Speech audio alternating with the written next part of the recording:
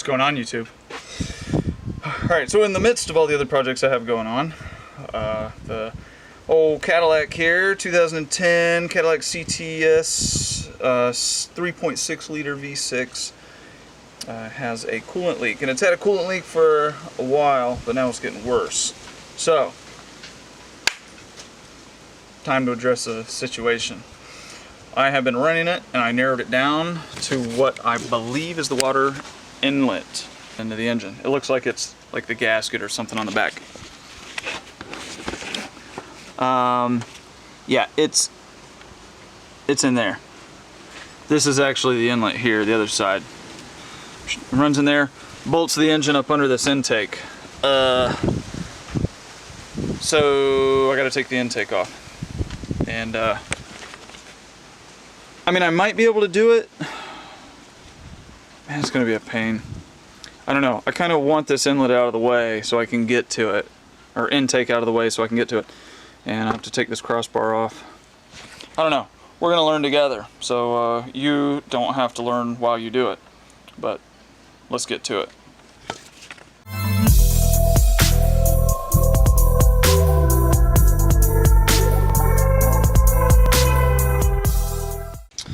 Now that I've said all that, this is what we're gonna do.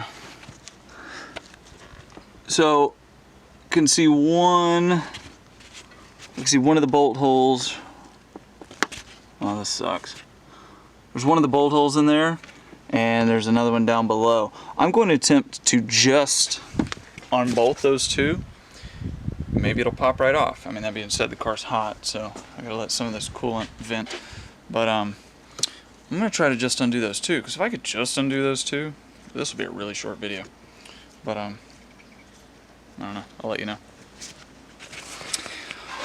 Alright, so using a small 10mm with a swivel and an extension, I was able to get both the upper and lower bolt off of the water inlet. And it's already loose. And plus, okay, I didn't do so well. That's to try to catch some of the coolant, because this is going to make a mess.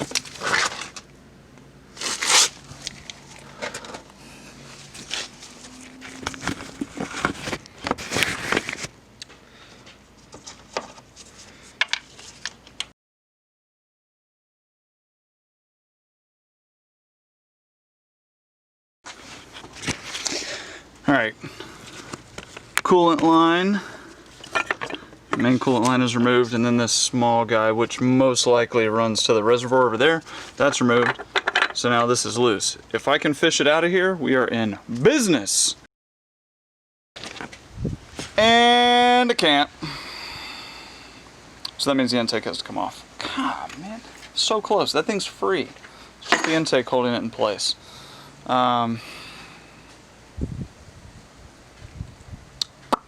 Here we go.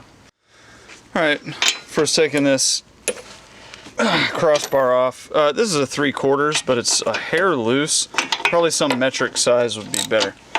But anyway, it's getting the job done.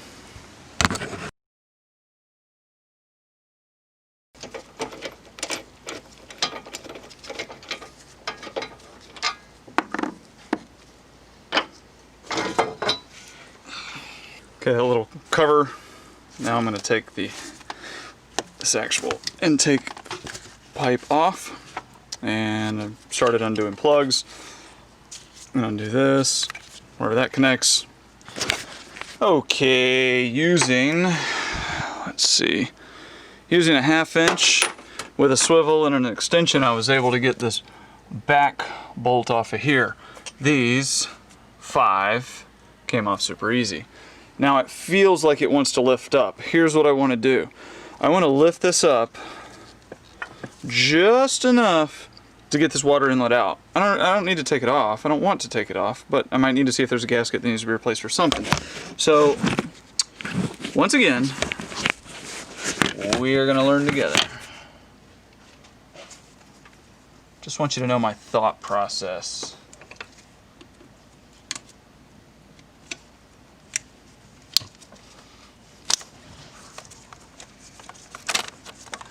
Alright, here we go.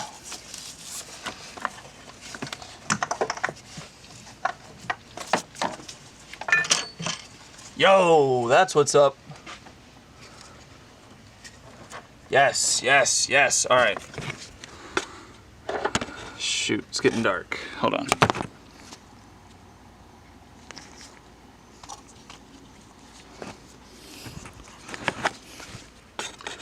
That's what we got going in there. Those gaskets look fine. Ain't even worried. And there is our water inlet that just came right out. I hope, geez, I hope that was a problem. All right, let me pull it out and we'll take a look, see what's up. All right, here's the inlet. This is where I was seeing the water come from. You can even, I mean, it's still a little wet. But on this side, there's these two parts that go in there. I have to assume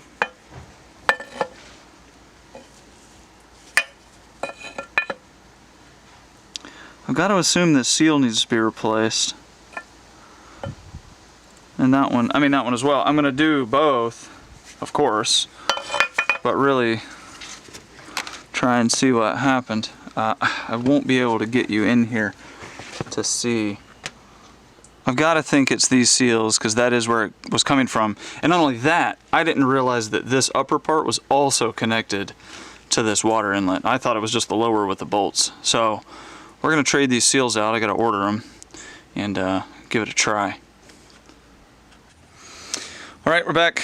Got the new seals. And I don't know if this is going to fix a problem. We got to see. Because if it's not this, it's the water pump. So, I don't know. It was easy enough to get this off. We're just going to try it. Yeah.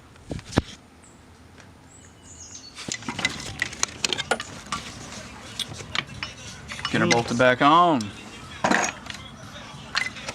Trying to get a bolt. Oh, you're dirty. Intake bolts are on. Got this brace back on. Electric thing plugged up. Whatever this is. PCV. I don't know. Whatever. It's plugged back up. Putting this coolant pipe back on now, and this little guy here, and then it'll be time to fill it with coolant and see how it goes. But I didn't know if it required that first and hot. What do you think about that?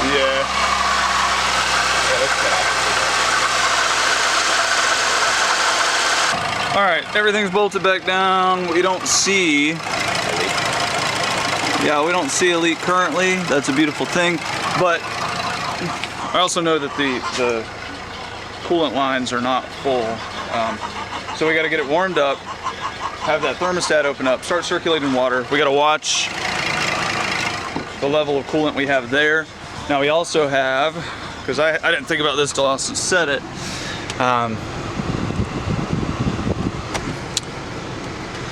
we got the heat on, and mainly to be sure to circulate the coolant through that heater core. We're getting close to temp.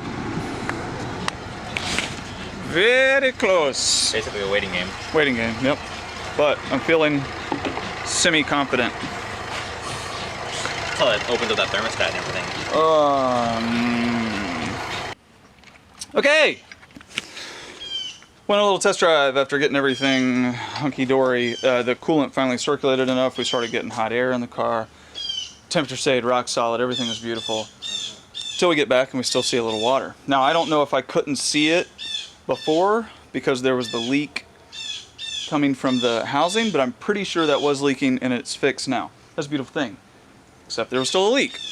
We've traced it to the water pump. And not only did we trace it to the water pump, when I loosened the tension on the serpentine belt, yeah, see, that's not good. So the water pump shot. So we're gonna replace that too. This is actually the pulley was wobbling enough to hit the head of that bolt on the water pump. Thankfully it wasn't enough to get rid of the bolt. To ruin it. Yeah, we were still able to get it out. So that's a beautiful thing. Now it looks like we're going to be able to get this out with this still on. Not 100% sure, but... With how easy those bolts broke. Yeah, they just came loose so easy. It's just going to pop. Yeah, I think so. So that's a good thing. So now we got to get a water pump and go from there.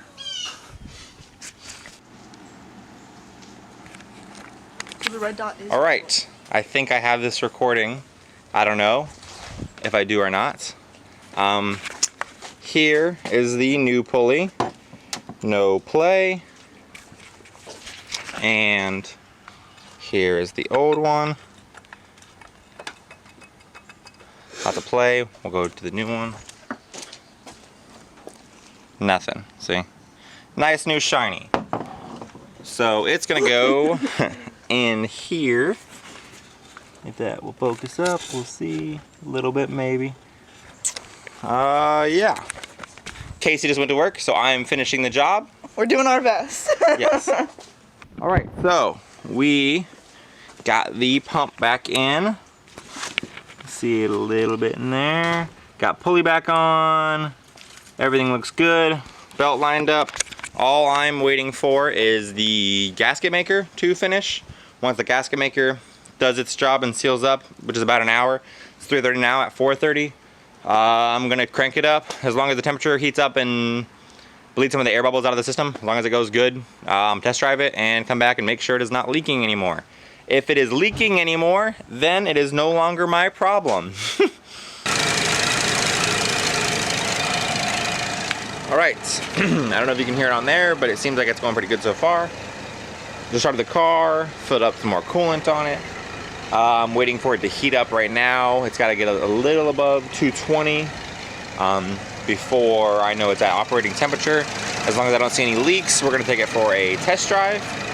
And then yeah, then we should be all good. So I think it went good.